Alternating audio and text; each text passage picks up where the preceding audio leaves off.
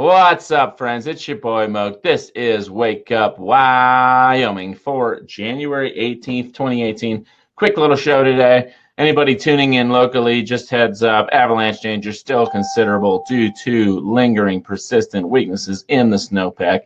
Do be careful out there, especially with more snow in the forecast, most notably on those northeast slopes. Big thanks to the folks at the Bridger Teton Avalanche Center for their excellent forecasting as usual. I had a lazy morning today. Well, maybe not lazy. What's up, Jay Scott Nar? How you doing, brother? Thanks for tuning in. Not lazy, but did some cooking, making a bunch of juice. Kevin K. chiming in. Fuck Trump. Couldn't agree with you more, brother. Moving along here. What's up, Daniel Riker? Thank you so much for tuning in. Again, locally, do be careful out there. Still considerable avalanche danger and more snow in the forecast. Woody calling it as he sees it. The one and only Jim Woodmansee here at mountainweather.com, telling us we're looking at an inch of snow in the mountains tonight, maybe 3 inches tomorrow, an inch Friday, half inch Saturday, and a couple days off with a little more snow coming in on Monday. But who knows? Woody could be wrong because the National Weather Service has issued a special weather statement calling for accumulations of 6 to 9 inches expected in the Tetons overnight tonight into tomorrow. So we'll see. What's up, everybody? Thank you so much for tuning in. Thanks for all the great comments there. Show some support. Give us some likes, some shares. As usual, we're checking out links from Naked Capitalism, Rice Farmer, and MikeRupert.blogspot.com today. No shortage of news as usual. Top headline today, no big surprise here. Americans distrust news media, especially online.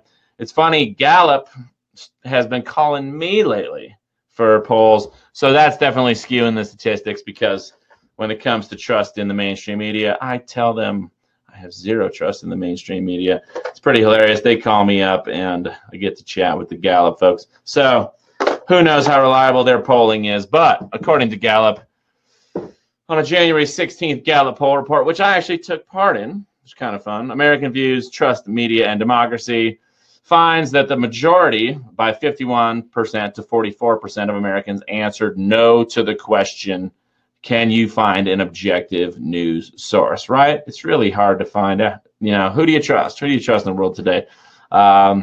Interestingly, Americans who characterize themselves as very liberal answer yes to it at the exceptionally high rate of 67%. So very liberal people, strangely, ironically, think that they have a reliable news source, while respondents who claim to be moderate have the lowest yes rate at 38%. Conservatives in between. By 66% to 32%, Americans say that news media do not do a good job of separating fact from opinion. And while Democrats are only 44% holding that opinion, Republicans are 86% holding that opinion. So there's a very clear partisan difference on that question. Distrust of the news media has soared in recent decades, so that whereas in 1989, 25% of U.S. adults said there was a great deal of political bias in news coverage, now 45% do. So funny how that goes. Thank you so much for tuning in. Greg L. Cheney chiming in, yeah, meteorite or alien or rocket. I saw that story today, but I didn't click on it. Let's take a look. It's a good question. Aliens, apocalypse, lightning, or was it a meteorite? Coming out of Reuters. Just a meteorite rocking Michigan. Is this the one you're talking about there, Gregory? We'll watch this video. They're calling it a meteorite in the mainstream, but I don't know. Who can you trust in the world today? I haven't seen this video yet, so let's check it out together since Greg L. Cheney brought it up. Wow, that was pretty wild. We'll see another view of it there. I don't know. Pretty wild. Pretty wild. Could be a meteorite. Could be all sorts of things. The National Weather Service confirmed it was not a meteorological event, but more likely a meteor. So I don't know what it was. I didn't see it. Interesting footage there.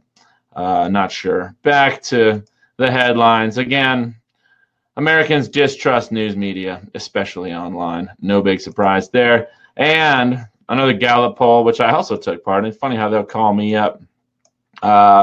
U.S. well-being declines under Trump, especially for the poor. No big surprise there either. On January 10th, Gallup listed their top well-being findings of 2017, and 3 findings pertain to the entire U.S.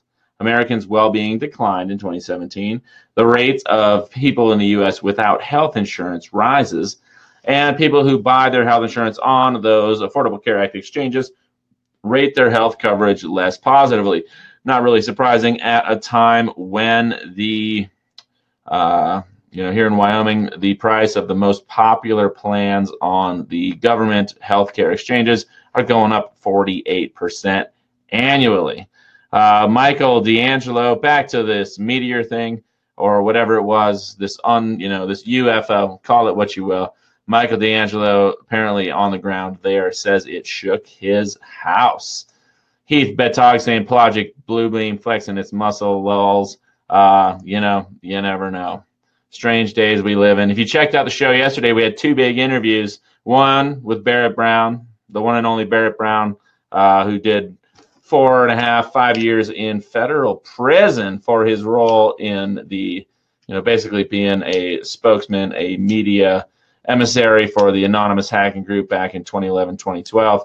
And we had a great talk with him yesterday about the Pursuance Project. Anyone who's interested in aliens and stuff, we had Seth Lyon on the show. Seth Lyon holds some opinions that I don't really know too much about, but fascinating to talk to. And I couldn't agree with him more on the topic of healing trauma. So if you didn't check out those 2 interviews, Barrett Brown talking about the Pursuance Project, Seth Lyon talking about the multiverse, aliens, healing trauma, all sorts of things, fascinating stuff. So if you didn't catch those, do check those out. But no big surprise here that U.S. well-being declined under Trump, especially for the poor. Coming out of The Guardian, posted yesterday or today, the world's confidence in U.S. leadership under Trump hits a new low, poll finds. Approval for the U.S. falls to 30% from 48% under Obama. Historic low of Gallup poll sets a new bar for disapproval. Global confidence in U.S. leadership has fallen to a new low, and the country now lags below China in worldwide approval ratings, according to a new Gallup poll. The survey of opinion in 134 countries showed a record collapse in approval for the U.S. role in the world from 48% under Obama to 30% after 1 year of Trump, the lowest level Gallup has recorded since beginning its global readership poll over a decade ago. The result comes after a separate Gallup survey found that Trump reaches the first anniversary of his inauguration with the lowest average approval rating of any elected president in his first year. Colleen Moreno chiming in, can't trust fake media polls. It's a good point, Colleen. It's a good point. But I don't know why I'm leading off with 3 Gallup polls. I guess just am. So, take it all with a grain of salt. Interesting news here coming out of USA Today and various other outlets. Published on the 16th, updated today, New California declares independence from California in a bid to become the 51st state. New California denoted in yellow here on this map. Notice it cuts out all of the major metropolitan areas along the coast from Sonoma County down to Orange County. Pretty wild stuff there. Interestingly, they keep San Diego, it looks like. But the founders of New California took an early step towards statehood Monday with the reading of their own Declaration of Independence from California, a state they described as ungovernable. Their solution? Take over most of current-day California, including many rural counties, and leave the coastal urban areas to themselves. The current state of California has become governed by a tyranny, the group, led in part by Vice Chairman Robert Paul Preston, declared in a document published online. The split would look something like this, per the group. After years of overtaxation, regulation, and mono-party politics, the state of California and many of its 58 counties have become ungovernable, the group said in a statement, citing a decline in essential basic services, including education, law enforcement, and healthcare. So there it is, New California, Old California. Is anything going to really change? I don't know, but interesting to note there's a secessionist movement, not from the country, but from Silicon Valley, Hollywood, and coastal California in general. Interesting stuff.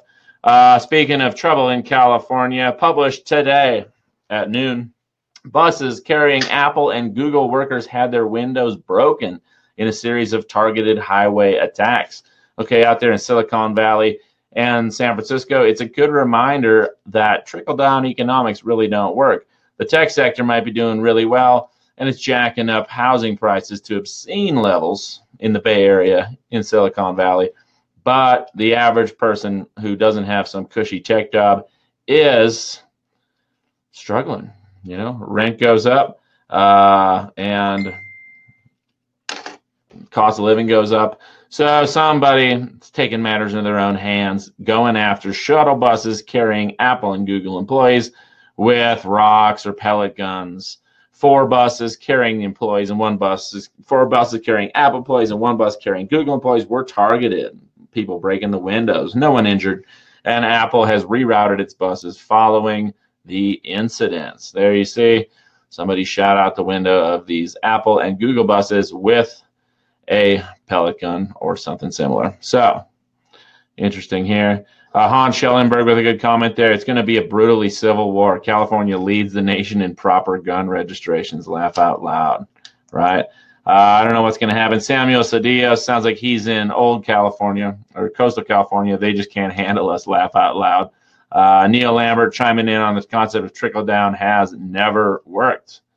And Unapologetic American 48 with a great comment there. California on its own is 13% of the U.S. economy. They'll never let it happen. Great comments there from all of you. Thank you so much. I think California is actually, correct me if I'm wrong, but I believe it's the 5th largest economy in the world. Just looking at California itself, behind the U.S., China, various other large economies. The state of California alone, definitely in the top 10. Let's see, what's Karen saying? Karen chiming in, talking about Trump's approval rating and confidence in U.S. leadership globally, and will keep falling until number 45 is out of office. The man's nothing but a con man and sociopath. The Gallup poll tends to be pretty reliable. I agree. Gallup polls, I cite them because they call me up and I take part in them. So I know I know the questions they ask, and it's pretty reliable all in all. Nothing's perfect. No organization's perfect, but it is what it is. Speaking of things that are what they are, coming from techdirt.com, published on the 16th, after basically no debate and no opportunity for amendments, the Senate votes to expand NSA surveillance from the not expected but dumb department, as was unfortunately expected after a very short and fairly stupid debate that was full of misleading statements that focused more on but terrorism than anything substantive. The Senate has voted for cloture on the same bill the House approved last week that extends and expands the NSA's 702 surveillance program, opening it up to widespread abuse and refusing to do simple things like adding in a warrant requirement when used to spy on Americans. Of course, that would get in the way of the NSA's efforts to spy on everybody warrantlessly. The vote was actually surprisingly close, going right down to the wire. They needed 60 votes to get this bill over the top, and they almost didn't get them. The final vote was 60-39, with the final vote well over an hour after the vote starting, coming from Senator Claire McCaskill in favor of warrantless spying on Americans. This is not all that surprising, even if it's disappointing. It follows the pattern that we've seen with surveillance programs over the past decade. Whenever they are up for renewal, Congress refuses to debate or discuss serious reforms until there's like a week left. And then they have a simplistic and rushed debate that basically consists of the hawks freaking out about how we're all going to die if the NSA can't keep spying on people, and civil liberty defenders pointing to the Fourth Amendment, only to have the surveillance state supporters push back that the NSA protects us and is full of good people, and how dare you question their good nature by insisting on petty little things like warrants as required by the Constitution. So there you go. Again, we had Barrett Brown on the show yesterday. Check that one out. He's very well versed on the surveillance state, and the Pursuance Project is his latest endeavor. Do check that out if you want to. Barrett working on global collaboration to Fight corruption in government, fight the surveillance state, fight the police state, fight the drug war. Do sign up there. And if you want more info, this is a great live question and answer with Barrett. Also our show yesterday. Linus Chapman with a great question. How do we know this wake-up news ain't another prop used to brainwash people? Laugh out loud just saying. Linus, I guess you don't know. You don't really know. I do know. I can tell you a few things. Number one, I've never been approached by the CIA or the NSA or any sort of major TV network and said, hey, Max, we want you to do our bidding. And number two, I can certainly tell you that no one's paying my bills except for the few folks who have pitched in on Patreon and PayPal and maybe even some cryptocurrencies, but I don't think so. Over here at Patreon, I got 22 patrons making $386 a month at my full-time job. Wake up, Wyoming. Wake up news. So if you want to show some love, if you think I'm not another prop used to brainwash people, well, maybe pony up. I'm trying to do a good job. It's easier said than done. But thank you so much for the question there, Linus. I appreciate that. Okay, man, that's awesome, right? Yeah. Let you know. Jerry Wallace chiming in, Max doesn't lie. Daniel Reichert questioning, what is thy master's bidding? and Karen J. Bowden, I got all these regular viewers here just saying, I'm a genuine communicator. Don't think he's out to wash anyone's brain. Thank you so much, Karen. Appreciate that. But Linus does make a very good point. Tony Carlos accusing Linus of carrying water for Putin. So I guess the plot thickens here at Wake Up Wyoming in the comment section. Moving along. Again, check out the Pursuance Project or check out that interview with Barrett yesterday if you want more from him. Fascinating story. Barrett Brown, brilliant guy. Really happy we got him on the show. This is kind of fun news out of Vice. I don't cite Vice too much, but in retaliation and semi-good news, a Goldman Sachs executive's assistant allegedly stole $1.2 million of wine from him, including the fancy fresh stuff that sold for $20,000 a bottle. On Wednesday, a former assistant who reportedly works for Goldman Sachs Exec was accused of swindling hundreds of bottles of wine from his boss to the tune of $1.2 million. So funny stuff. I find it shocking that some people can afford millions of dollars worth of wine, but maybe that's just me. Dwayne Stone King saying, Max, leave the Tide Pods alone. Do people actually do those as a drug?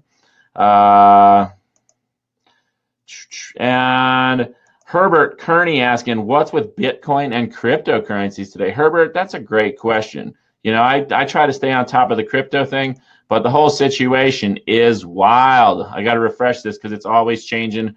Over there at Crypto Market Cap today, overall cryptocurrency market capitalizations up to $589 billion after dipping substantially lower than that in recent days on a lot of bad news from all over the place. But it was a weird crackdown, a weird so-called crash in the crypto markets because just about everything was falling at 20 to 30% simultaneously. Today, we see the cryptos back on the upward march.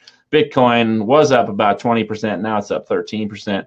Ethereum, Bitcoin dropped below 10,000. Mainstream press was all about reporting that. And now, if you bought Bitcoin at 10,000, you've already made $1,809. Ethereum holding pretty steady on the rise. Ripple, the big winner today. Ripple by the banks, for the banks.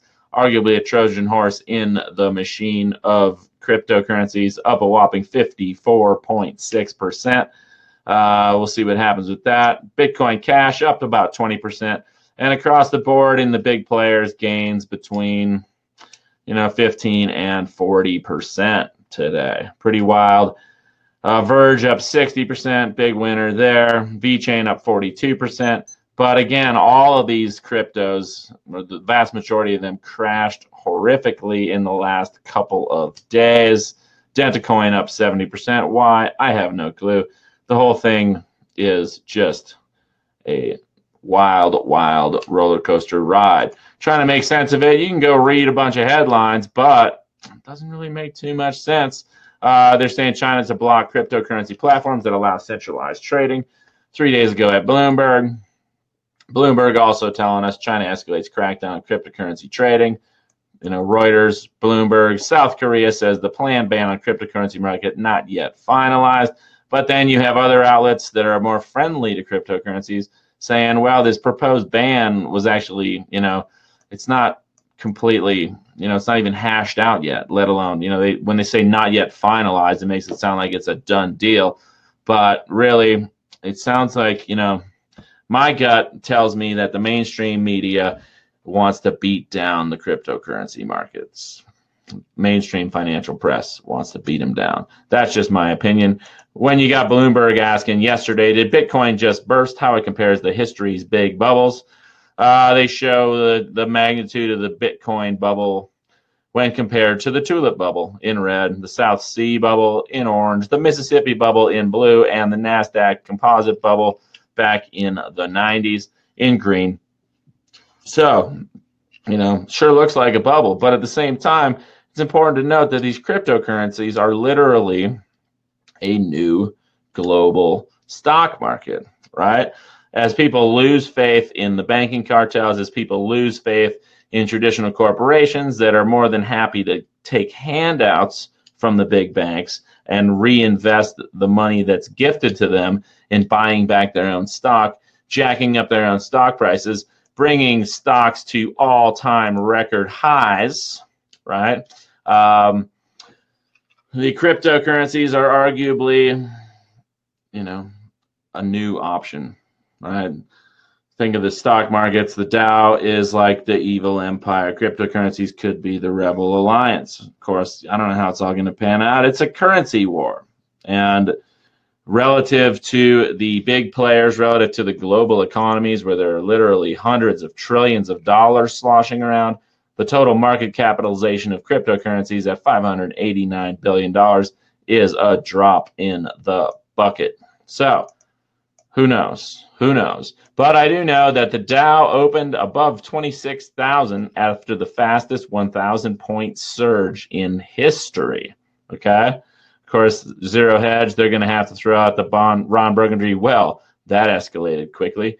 Having surpassed 25,000 at the open on January 4th in a record 23 days, the Dow Jones Industrial Average opened today above 26,000. You can see here these huge spurts.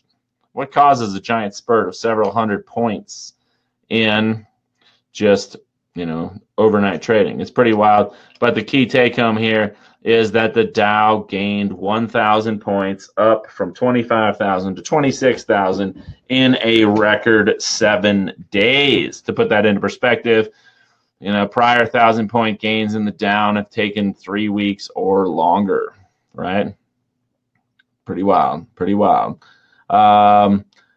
So what's going on here? Investors stunned as shocks suffer the biggest reversal in 10 months. And of course, crypto's crash, published a couple days ago. It's been a wild ride in the markets here. It's hard to make sense of it all. You can read about financial news all days, all day, every day, and still not make sense of it. But this was the Dow's biggest intraday percentage reversal since December 1st, 2017. Biggest absolute point reversal since June 2016. Here we can see the Dow rocketing up overnight and then tanking out during the day. So it's a wild ride. Wild, wild, wild ride.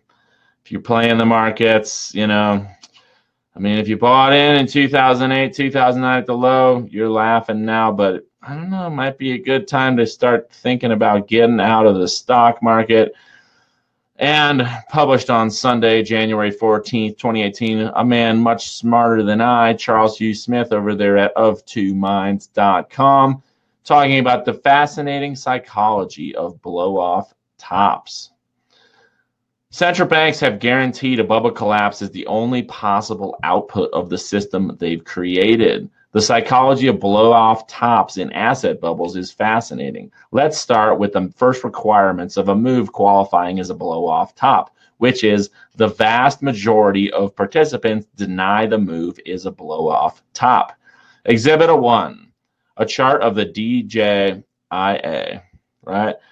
Here we go. Looking at 2009, you see the Dow tanked down to about 7,000 in 2009. Now 26,000. Huge gains over the course of the last 9 years. Yeah. And you notice how it's really escalated in the last year. Since 2017 started, we've had the Dow increase from about 18,000 up to 26,000 now. Is there any other description of this parabolic ascent other than blow off top that isn't absurdly misleading? Can anyone claim this is just a typical bull market? There's nothing even remotely typical about the record relative strength index, record bull-bear ratio, and so on, especially after the near-record run of 9 years. The few who do grudgingly acknowledge this parabolic move might be a blow-off top are positive that it has many more months to run. This is the second requirement of qualifying as a blow-off top. The widespread confidence that the bull advance has years more to run, and if not years, then many more months. In the 1999 dot-com blow-off top, participants believed the internet would grow at phenomenal rates for years to come, and thus the parabolic move higher was fully rational. In the housing bubble 2006-2007 blow-off top, a variety of justifications of soaring valuations and frantic flipping were accepted as self-evident. In the present blow-off top, the received wisdom holds that global growth is just getting started, and corporate profits will soar in 2018. Therefore, current sky-high valuations are not just normal, they clearly have plenty of room to rise much higher. Skeptics are derided as perma-bears who've been wrong for 9 long years. This is the third requirement of qualifying as a blow-off top. Bears and other skeptics are mocked and are dismissed as irrelevant. Meanwhile, observers who haven't drunk the punch recognize this as the final leg of a 9-year orgy of central bank stimulus. What's central bank stimulus? That's where the banksters, the Federal Reserve, the European Central Bank, all the coordinated global banking cartel goons print a bunch of money, gift it to the banks and the large corporations, and they use it to jack up the prices of their assets, making themselves billionaires in the process and deflating the value of the currency itself. It turns out when you pump 14 trillion into global financial assets, and all sorts of wonderful things happen, especially if the central banks make it clear in public statements that they will do whatever it takes, i.e. assets will not be allowed to decline. Consider the psychology in play. Central bankers have sought to convince private sector players that central banks will never let markets decline. And so the smart strategy was to buy the dips and buy every new high. In essence, buy, buy, buy. And don't bother hedging long positions, as there was no need to squander money on hedges against declines that would never happen. Now the central banks are facing runaway asset bubbles that are the direct consequences of their promoting the belief that central banks will never let markets go down. So how do central banks deflate the bubbles gently? How do they change the market psychology without triggering a crash? If central banks cut off the stimulus and send messages that now we will let markets decline, then what's the rational response? Sell, and sell everything now rather than ride the bubble collapse down. As Charles Hugh Smith has noted before, we live in a system of human emotions that masquerades as a science called economics. Central bankers are deluding themselves if they think they can calibrate and fine-tune human emotions. When the bullish certainty that central banks have our backs erodes, the switch to bearish impulses to sell before everyone else sells will be sudden and irreversible. In other words, the central banks have guaranteed a bubble collapse is the only possible output of the system they've created. So there we go. Jerry Wallace chiming in, the bubble's gonna pop. Herbert Kearney chiming in, I don't play but fuck desperate times, right? Tony Carlos chiming in, 2018 year of the Rothschilds Phoenix, and prompting the question, who do we owe $230 trillion to exactly? That's a great question. Now, another question I want to ask people is, okay, what's going to happen? My question, when this absurd bubble, they always talk about the bubble in cryptocurrencies, right? Always talking about the bubble in cryptocurrencies. But what's going to happen when the Dow Jones Industrial Average starts to crash? What are people going to do with their assets? Are they going to flee into cryptocurrencies? Are they going to flee to the US dollar? Where are they going to flee to when this puppy finally goes? If somebody lets me know, I'd love to know. Pat Fish saying, bro, you're so buff and swollen. Hit the heavy bag lately? What is with the rooster on your hat? I think it's trying to hypnotize me. That rooster on my hat's the Roswell Skis logo. So now you know. But heavy bag, yeah, once in a while I hit the bag, but nowadays I'm out skiing more often than not. In news there, international finance news, China downgrades U.S. credit rating from A- to BBB+, warning that U.S. insolvency would detonate the next crisis. So we'll see what happens. Again, there's that Bitcoin bubble related to other bubbles. Is it going to pop, or is cryptocurrency the future? I don't know. But I do know that Bitcoin recently stormed back from the dip below $10,000 in a white knuckle ride. Why is all this? Supposedly it's all regulatory scrutiny that is driving markets down in cryptocurrencies or accounting for these huge swings in cryptocurrencies. But I don't know. I'm curious to know what people think. Tony Carlos chiming in about what the global elites will do when the stock market crash, says they will flee into bunkers. Glenn Rocky Teal saying the word market is going to crash hard this year. So we'll see what happens. I don't know what's going to happen. It's a wild ride. Cryptocurrency is no exception to that. Moving along. What do we got here? That's from yesterday. Again, people are buying the dip in cryptos. And if you had any doubts about whether or not cryptocurrencies are here to stay, you obviously haven't heard of the virtual currency girls, a POP CryptoGroup from Japan. If you look at these young ladies' hats, why they're wearing French-made costumes, I don't really know.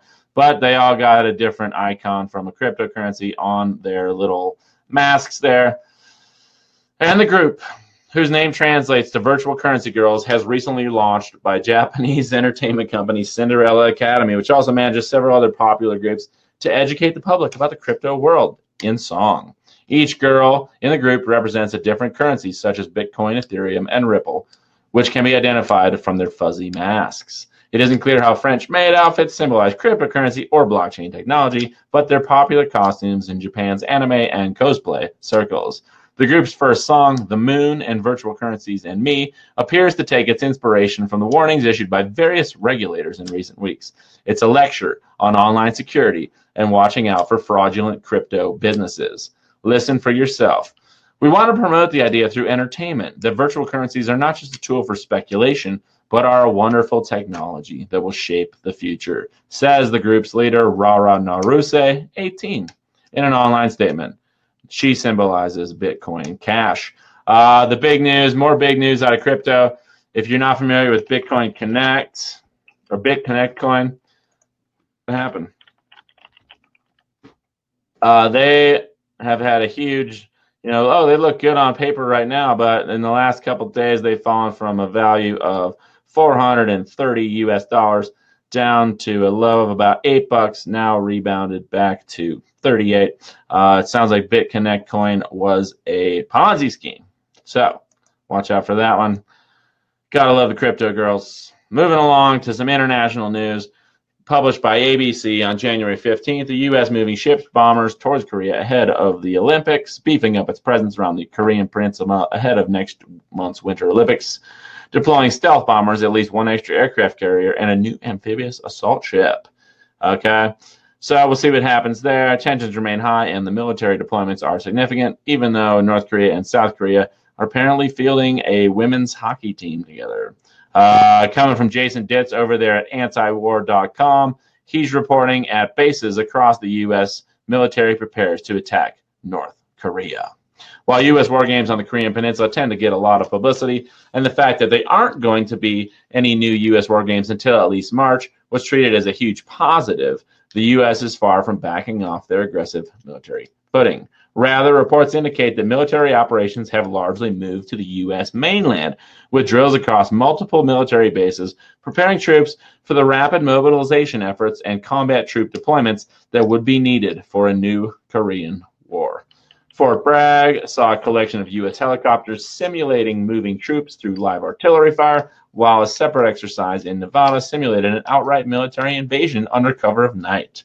Several more such operations are planned, with an eye toward getting troops to set up mobilization centers for a large scale of precipitous overseas deployment. On top of all this, U.S. Special Forces are planning to start a buildup in South Korea, roughly coinciding with the start of the Winter Olympics, giving a further sense of urgency surrounding recent reports that the Trump administration may be planning a sneak attack sometime around the Olympic Games. So there we go there. Interesting to see. Interesting to see. We'll see what happens. I wouldn't be surprised. You know, one thing we do know from history is that if the stock market's going to crash, Uncle Sam, what's good for the stock market? Well, if your grandma gets cancer, that's good for the stock market. If there's a big oil spill, it's good for the stock market. And if there's a huge war, that's also good for the stock market. So hopefully, if the stock market starts to crash, they don't decide that, oh, let's just have a war with North Korea. We'll get Russia in the mix. We'll just have a big clusterfuck there, waste a bunch of taxpayers' dollars, blow up a bunch of, valuable pieces of infrastructure, kill a bunch of people, because it's good for the economy. Moving along, Pope Francis warns the world is at the brink of nuclear war. I don't know. I ain't buying it. I don't think we're got to worry about nuclear war. And closing out the show today, I got a couple great articles. I'm going to paste these in. In recent weeks, there's been a lot of chatter out of Iran about the protests there. And this is a good summary. It's a two-part, part one, part two, over there at Zero Hedge, published over the last week and a half about the history of U.S. intervention in Iran. So check that one out. J. Scott Knorr chiming in. I invested $10 in Bitcoin about 6 weeks ago. I now have $5.80. Getting rich over here. Ha, ha, ha. Neil Lambert chiming in. War has been a big moneymaker for the super rich. And Randy Pooh with a very logical perspective there. Crypto built by the beast for the beast. I tend to hold that perspective myself, Randy. I remain open to the possibility that it could be something better than that. But at the same time, if let's say everybody adopts cryptocurrencies and everybody decides, okay, now we're going to pay all of our bills with cryptocurrencies. We're going to, trade cryptocurrencies on our phones. We're going to travel internationally. Instead of getting traveler's checks or carrying a credit card, we're just going to carry our phone. And it's going to be loaded up with all the cryptocurrency we need for our trip, whatever. Well, anybody that knows what these devices, these smartphones are really all about, it's a tracking device. It can emit electromagnetic frequencies that can influence your health, your mood, your behavior, all sorts of stuff like that. I think Activist Post put up a good article about that. See if I can find it real quick. Activist Post. Here we go. Nailed it. Most don't question sensitivity to air pollution, but still question sensitivity to electrical pollution, right? Nobody questions that air pollution causes illness. Why are we questioning that Wi-Fi and other sources of electrical pollution are causing illness, right? It's a good point, So, breathing in a bunch of smog from cars and coal power plants and dust from agriculture and chemtrail debris falling from the so-called geoengineering programs, that's bad for your health. Well, arguably, inundating yourself with these crazy electromagnetic fields continuously is also bad for your health. If you look closely here, you can actually see a nipple behind the little tablet there in this rather shocking meme. But it's a good read, too. Do check that one out if you feel so inclined. And on that note, we're on to the scopes. I'll paste that link in too in case people want to see it. Boop. Jason Brini chime in. And J. Scott Yor, you made someone 420 richer. Ain't that the truth? It's funny, crypto markets, I don't give financial advice, but if you want to play the stock market or the crypto markets, the best advice I can give you is buy low, sell high. Let's say, moving along.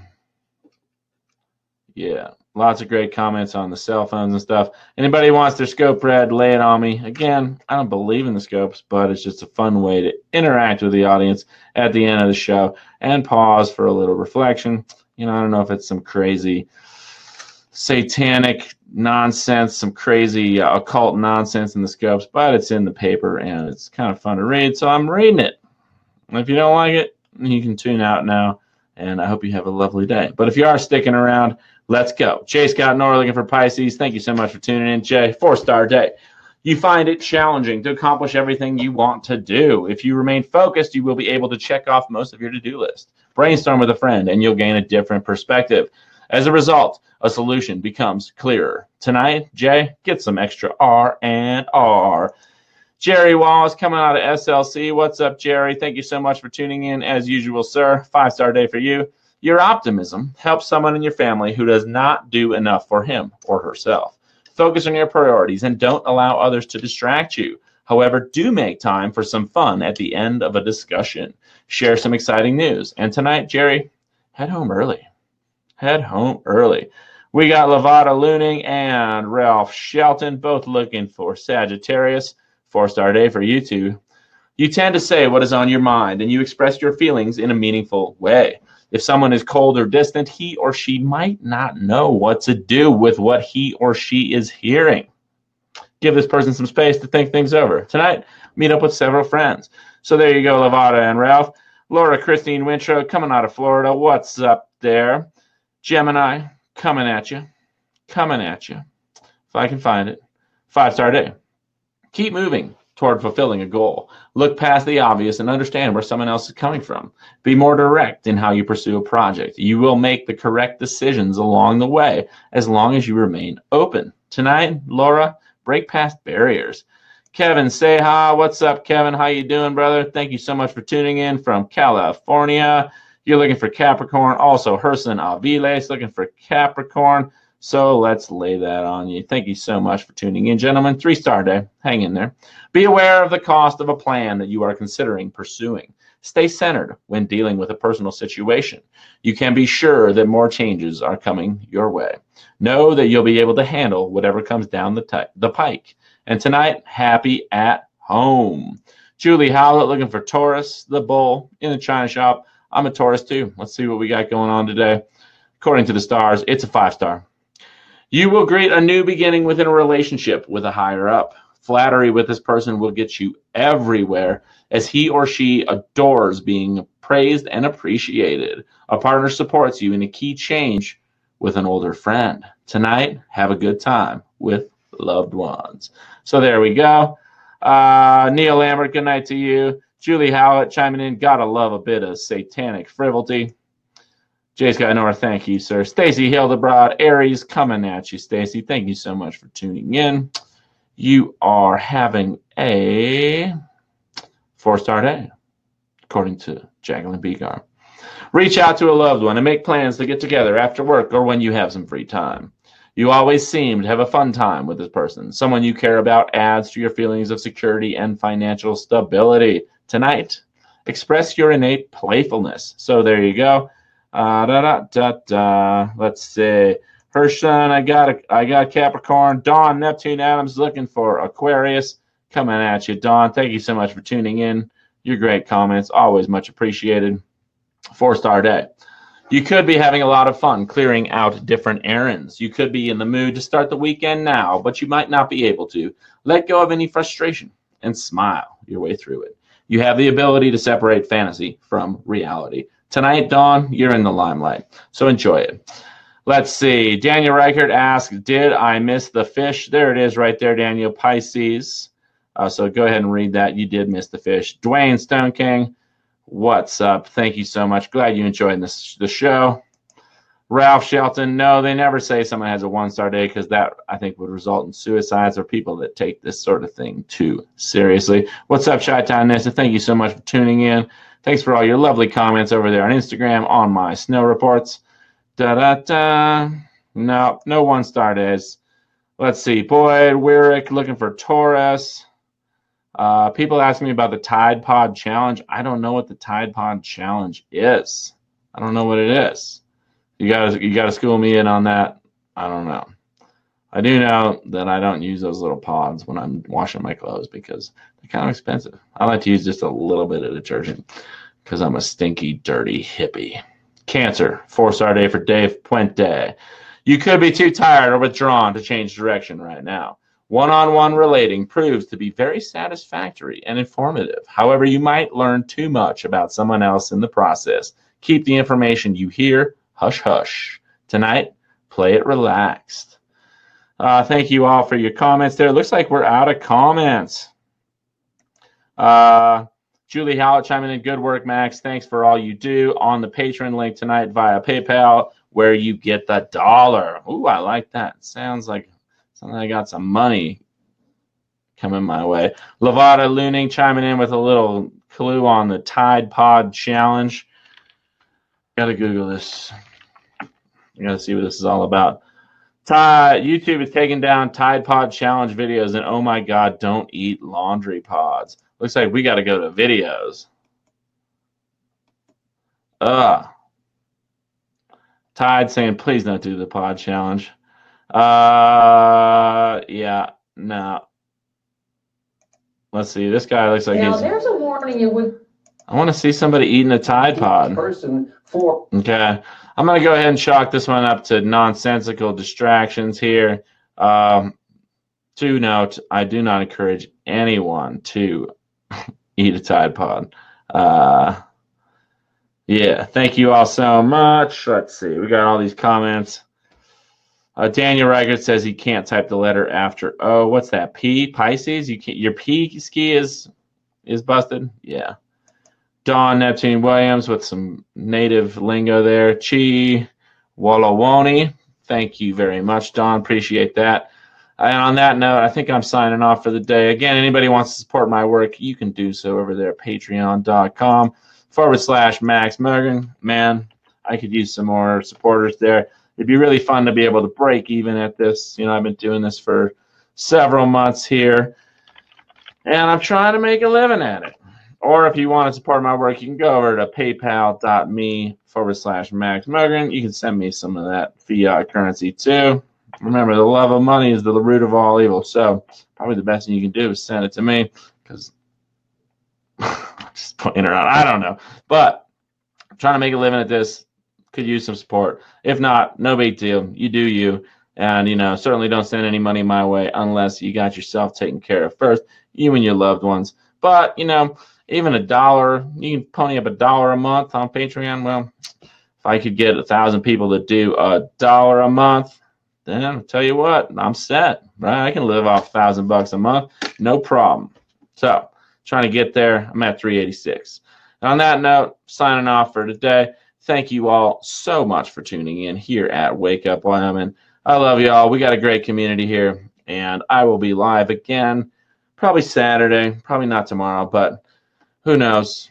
You know, big news comes down the pipeline, I will go live immediately. But if it's just more of the same BS from the mainstream media, I might take a day off tomorrow. Y'all have a lovely day. Your boy Mog. Stay awake, stay aware, stay optimistic. Take care of yourselves, the ones you love, and do what you can within your sphere of influence to make the world a better place, because why not? Why not be happy? You know, in the midst of all the depressing news that's foisted onto us by the deadstream media, by the weaponized information of the terrorist ruling regime implementing a global depopulation agenda, which is kind of a bummer. The best thing you can do is be happy, live a healthy, creative life in the midst of all that, because it totally flies in the face of their plans. So let's all thumb our noses collectively by enjoying our lives. Your boy Mug signing off. One love. Peace.